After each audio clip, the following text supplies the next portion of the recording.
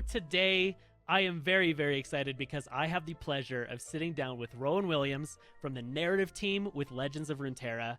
And so, Rowan, if you don't mind, can you kind of just tell everyone who you are, introduce yourself, and let us all know your role within the Legends of Runeterra team? Absolutely. So, hey, I'm Rowan. I'm a narrative writer for Legends of Runeterra, which means that I get to work on a lot of the lore associated with lore, as well as writing the VO, flavor text, and hopefully some of y'all's favorite characters. I love that. The lore of lore. Does that ever sound weird saying that out loud? Absolutely. I think a lot of us get confused when we're talking about lore versus lore, and there's no real way Yeah. we can emphasize the capital R. Yeah, the real life capital R. So I've got this burning question, and the most important thing that I really have that I need to know. Anyone who knows me knows I am a large fan of Yordles. I consider myself a Yordle in real life, anyways. So how does one join the Bandle Scouts? That is a great question. So first things first, you'll have to find your local chapter of the Bandle Scouts. So if you see any portals nearby, go ahead and be sure to rush them while they're still open. Okay. Application and admission, of course, is free, but you have to participate in the Bandle Scout training camp. Um, I'll give you a taste of what the day is like. Okay. So Perfect. wake up at the crack of dawn, big hearty breakfast, maybe some purple protein shakes, just not while purple's around. Calisthenics, journaling, trap building, rowing, befriending animals, obstacle course, community service, foraging, of course, with an emphasis on finding Mm-hmm. puff caps. And if you're ready for all of that, feel free to sign up today.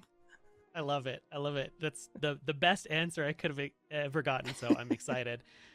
So yeah, I'm just curious. So you have it's got to be very hard to kind of pick. There's so many champions and decide what characters you want to be able to interact with each other on any given new set. How do you kind of go about deciding what champions you want to interact with other champions, other followers? Like, what's that process kind of look like?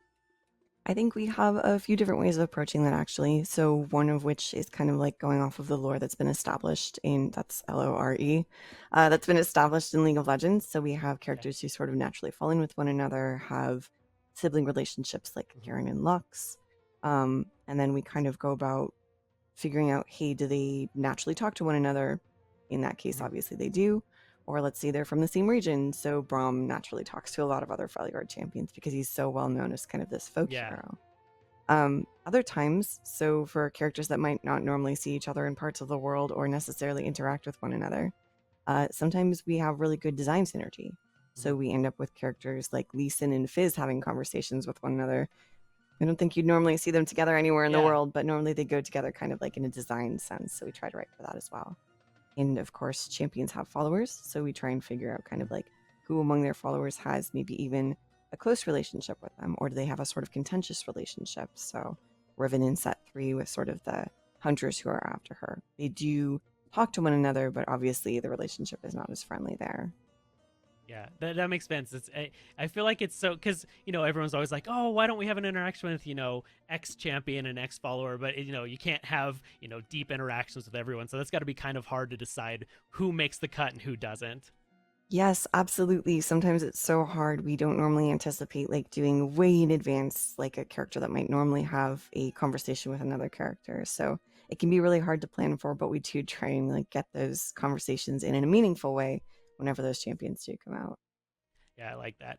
So with Beyond the Bandlewood, we kind of had this whole more lighthearted, whimsical, I guess more. I just keep saying it's the like a more fun, lighthearted environment. It, I'm trying to think how I want to ask this. So writing for this set, how did that differ from writing from other sets? Kind of like Bilgewater, where you have the more piratey themed and all the yar har har. Writing for this set, what was kind of like the differences and how did that feel for you? Oh my gosh, it was a pretty big distinction, I think, especially Yeah. between like the Bilgewater set where we first introduced so many of those kind of Mm-hmm. harder characters and more serious characters. And so kind of getting in the right headspace for Yordles was like, okay, time to go home and watch a lot of cartoons and Yeah. like get myself familiar with kind of these furry, fuzzy, really upbeat characters. And we do have a writer aboard the team, Connor Sheehy, who is a tremendously good comedian and someone who's just very good at writing humor in general. So if you like any of the Vagar characters and followers, Yes. that's all his work. Yeah. Um, Super good. but also for myself, like I ended up writing Ziggs, so I was kind of like, gosh, I feel like I should go back and watch the Muppets. So like any of the explosions, the end scenes, like how Love can I it. kind of capitalize on that sort of humor? And that was sort of what I did to get in the right headspace for them. I love that. So we mentioned the Lee Sin and Fizz interactions, which have been kind of like some of my favorite ones ever, just because I think it's super fun. What are some of your other just favorite interactions that you've been able to write? That's, oh my gosh, so many great interactions. I feel like the ones that kind of take people by surprise are the ones that maybe break the seriousness of the moment are really fun. So I wrote for Lysandra, and I really loved getting to write stuff between her and Trundle where he says something really goofy and she just kind of like rolls her eyes. Or when Brom says, "Is it the mustache? Who knows?" And she responds with, "It is not." It is not. I love that. Okay, other than just voice lines, because I don't know, I could go on forever about voice lines. Do you have any just fun, like favorite fun facts that you have of any of the new Yordle champions from Beyond the Bandlewood? Oh, the newer champions. Yeah. Yeah, I think honestly, so again, in writing Ziggs, one of the things that we try to do with some of the cards is carry over this story that we create from card to card. And we wanted to come up with this conceit for Ziggs that felt right, that also wouldn't endanger any of the other Yordles, because he's all Yeah. about explosives. So Uh-huh. him kind of wandering away from the main parts of Bandle City to kind of conduct these explosive experiments out in a place where it was safe enough to do so was the thought there. And the overall story kind of arc that I could describe for it would be Ziggs and his munitions crew are surprised by like a surprise inspection, and that's where the safety inspector gets involved. So all of those cards where you see the characters either kind of like sort of blandly going about what they do during the day, and he's like making a face about what they're doing, or they're just sort of like, yeah, watch this, it explodes, but it's totally fine, don't worry about it, and they like set something on fire and he's kind of like clutching his hair in the background. Hopefully it comes across through some of his card interactions and also kind of from the final card. So the sort of finale to the story is Ziggs level 2, and he's giving them all kind of like the safety inspection passed, like, you did it, guys. And like you did, congrats. Yeah, and it turns out like he's just actually a huge fan of explosives as well, so he has this very like calm demeanor the most of the time, where he's, you know, like, all right, let's get this inspection over with. But in the end, it turns out he just really loves explosions. He's just passionate about things exploding. I love that. Yeah, what are he your doesn't love passions? fireworks. Things going bomb. It's true. That's true. I mean, it is fun, especially when you're a Yordle. Like all of us Yordles. I'm gonna keep including myself with this grouping of Yordles. We all love explosions now and then. So if you were a Yordle, what region would you be from other than Bandle City? I think I would. I feel like the easy answer would be I would be from Freljord, because I've got like the beard and everything. But I've got to say I love Piltover. I'm a huge fan of the whole like technology and science and mishaps happening. Like I love things with like Heimerdinger because of that. I think Heimerdinger is just like a super fun, interesting character. So I think I'd probably live in Piltover, and not just because Teemo's from PNZ originally in the game. I'm not only slightly biased, but I feel like that's where I'd be. Excellent. So you'd be maybe a student of Heimerdinger's, or someone who just sort of like contributes to the scientific community. I think I would be technically a student under his, but I probably wouldn't do a whole lot to actually further anything seriously. A lot of puff cap experiments. Yes, and maybe like doodling in the margins of your notes or something like that. Exactly. What about yourself? Where would you, if you were a Yordle, what would be your Yordle backstory? Oh my gosh. I might say that I'm from the Shadow Isles, actually, just because I love all of our cool Shadow Isles champions, and I feel like we are so distinct. Those two things are at odds, right? To be a fuzzy, cute Yordle coming from kind of like the Shadow Isles. But I do really love the spooky Poro from set 1, so I feel like maybe that Poro and I would be buddies, and we'd kind of like keep things lively on the Shadow Isles. I think that's probably a lot of the reasons why all of the Vygar like interactions and voice lines come across so great, because you have like the comedic element with the spooky, destructive Shadow Isles death thing. I think that's a big reason that it works pretty well. Yeah, and you might not normally expect Vigar to kind of like talk to some of the characters that he normally talks to as well. So like the jokes that he shares with Caitlyn, the kind of like Mhm. the set of short joke stuff is Yeah. definitely out of left field, but it's a lot of fun. Yeah, I love it. So something else, I guess I'm curious is just like when you're going through designing, interactions and lore for lore and all the cards itself. How does it kind of play in with like the design of the cards itself? Do you kind of have a direction that you have a feeling for that you want to go with, followers for these champions, and then kind of design Space Ghost for the card first, or do they kind of come with you like, hey, we want to have this, you know, X, Y, and Z happen for a card? Can you design some sort of, the voice lines and lore for that? How does that kind of work with, card design? I think we all kind of end up influencing each other over Yeah. time, actually. So we work in these pods of design, narrative, and art, and we end up having what ends up being kind of like a theme team. And when it comes time to design a set or even a couple of followers or even just the champion and their followers, we'll kind of get together and say what makes sense for this Mhm. champ and their followers. They come from this region, their gameplay often is inspired by what makes them most notable in leagues, so we think about Yeah. kind of like how we can incorporate that and what makes them a standout champion there, and how we can sort of incorporate that mechanic into the card game. And from there, we sort of inspire each other. Honestly, a lot of the time, Mhm. design will come up with a really cool design for something, and we're like, oh yeah, okay, I can see a follower sort of falling into this natural pattern with the champion.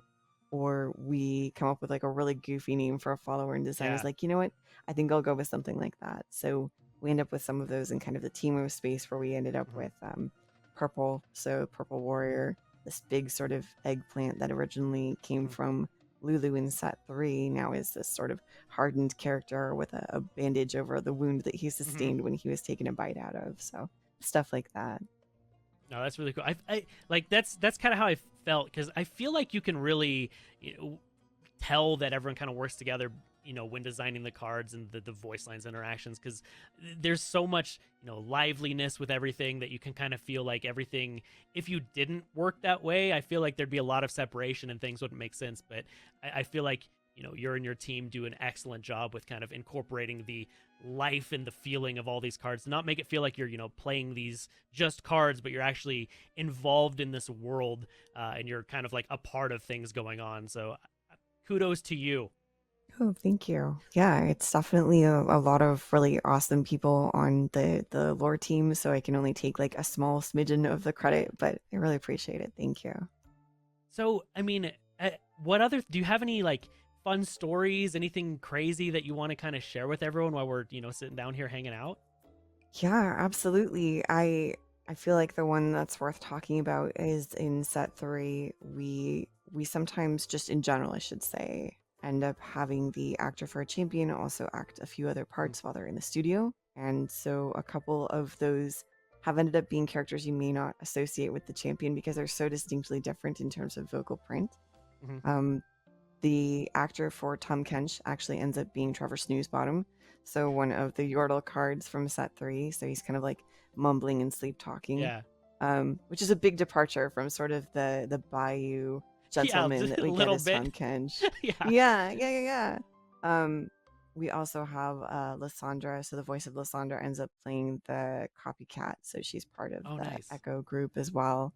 Yeah, just characters you might not normally associate with one another, kind of ending up in these really fun spaces where actors get to sort of flex a little bit, I think, on their vocal print. So that's a lot of fun. Yeah, I like that. It's super funny when you go back and look at, just people who voice act different cards. Like, oh yeah, it's funny, I could see them, being the same person, but some are just like, there's no way that's the same person. So that, like you mentioned with like Tom Kench, you would expect, similar characters to have that whole like bayou, laid back, slower, draw to it, but then you're like, nope, totally different characters. So that's pretty awesome. Yeah, absolutely. It's really interesting too. Obviously, during the work from home period, we haven't been able to go into the voice acting Hmm. studio quite so much, but sometimes we still do get kind of like these windows into people's lives since we see them on camera as they're recording. And someone will kind of like walk in and they're wearing just like the most casual outfit. And then they sort of puff themselves up and get like a really deep voice or like a really squeaky, Yeah. fun voice. And that's always really fun to watch too. Just a voice that you wouldn't expect coming out of the Mhm. person it comes out of.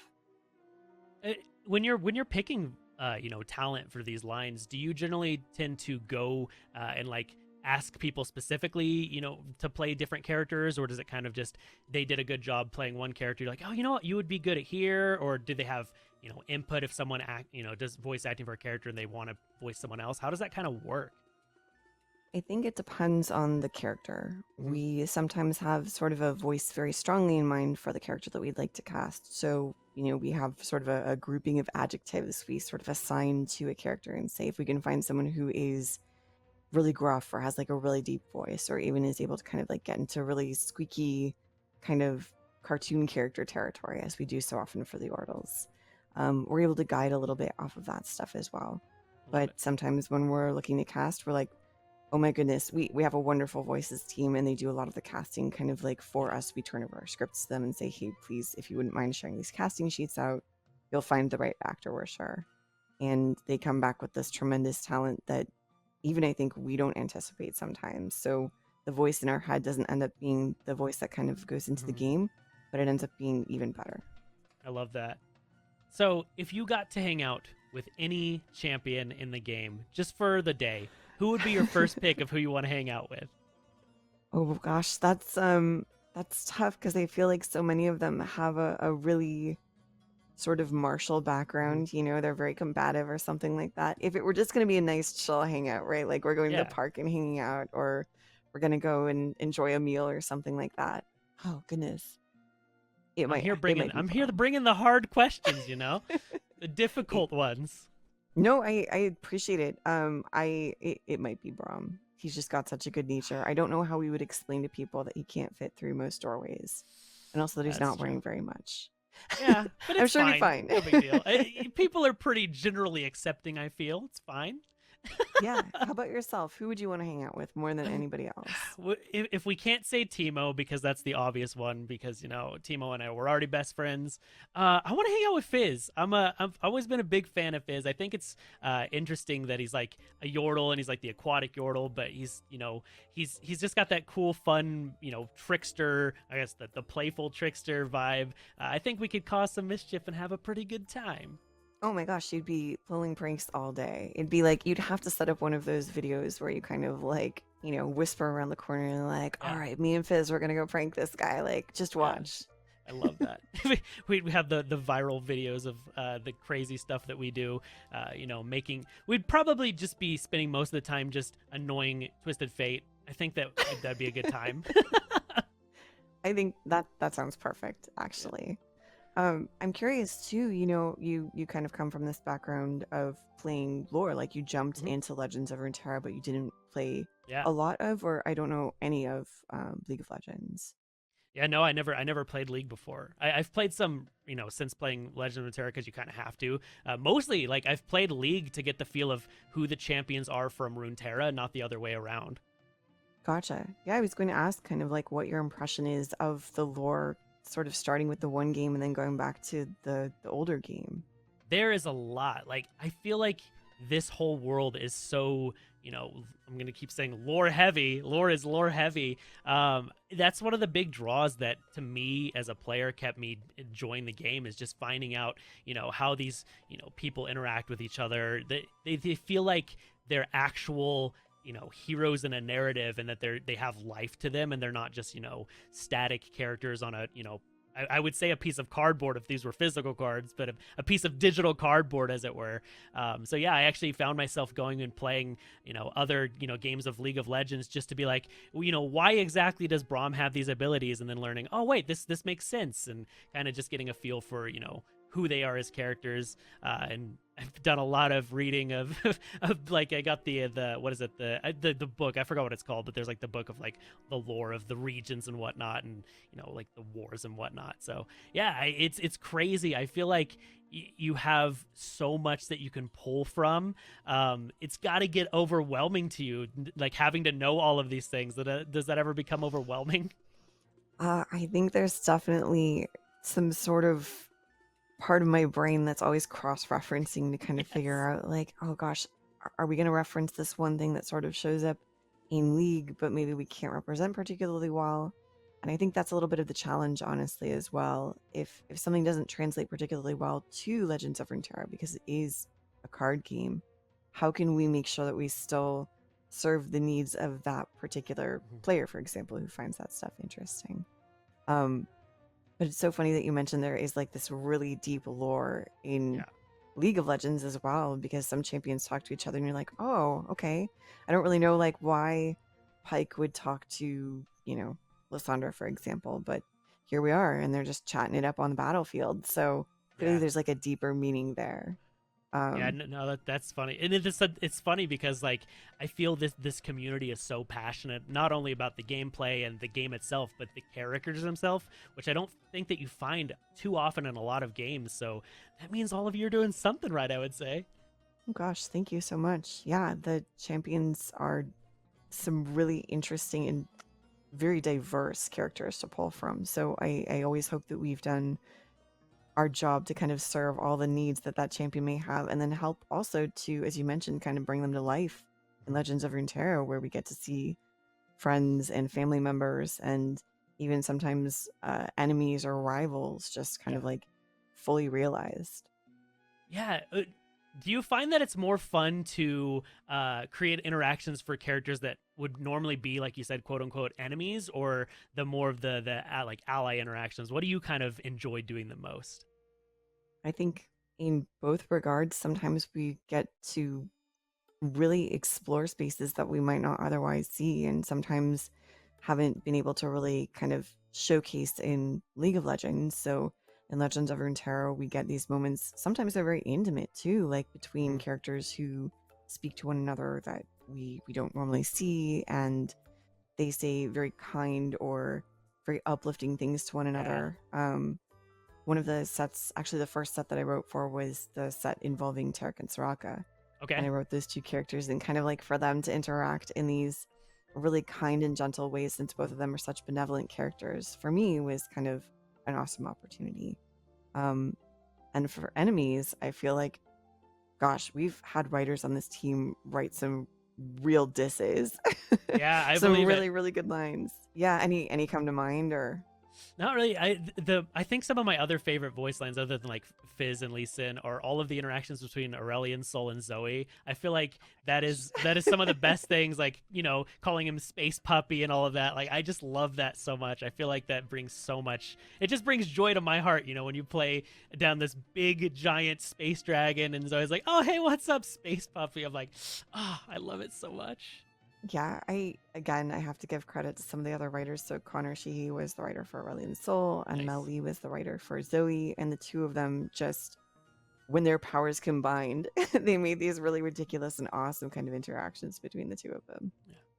Oh, I'd be curious. So you mentioned when you were writing stuff for Ziggs, kind of like doing research and, kind of figuring out who he would be and the lines he would have. Do you ever find yourself like taking on the persona of one of these champions when you're, writing voice lines and writing dialogue for them?